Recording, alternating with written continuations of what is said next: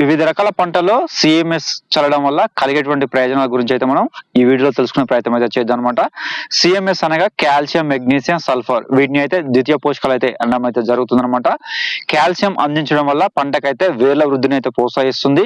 Next వచ్చేసి తెగుల నుండి అయితే రక్షణ చేస్తుంది. మరి ముఖ్యంగా ప్రతికూల వాతావరణ పరిస్థితుల నుండి అయితే రక్షించడం అయితే జరుగుతుందన్నమాట. అనగా అధిక ఎండ నుండి, అలాగే అధిక చలి నుండి, అధిక వేడి గాలుల నుండి, అధిక చల్లని గాలుల నుండి అయితే రక్షణ చేయడం అయితే జరుగుతుందన్నమాట.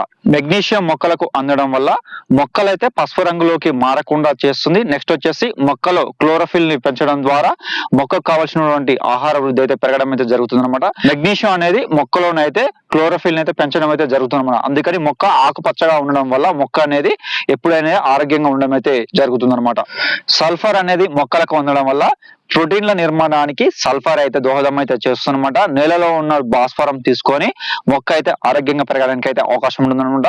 ఈ 3 రకాల పోషకాలను మనం పంటలలో చల్లడం ద్వారా నేల యొక్క pH ని అయితే బ్యాలెన్స్ చేస్తుంది. మరీ ముఖ్యంగా దాదాపుగా ఏంటంటే ఈ సిఎంఎస్ అనేది ఒక పంట కాలంలో దాదాపుగా మనం అయితే 50 kg కూడా వాడడానికి అయితే అవకాశం ఉంటుందన్నమాట.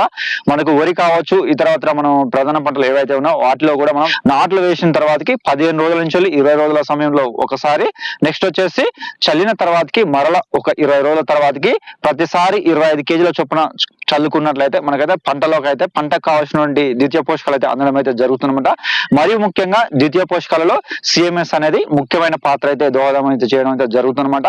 ఈ 3 రకాల పోషకాలు అందడం వల్ల పంట దిగుబడి అయితే ఖచ్చితంగా 100% అయితే పెరగడానికి అయితే అవకాశం ఉంటుందన్నమాట.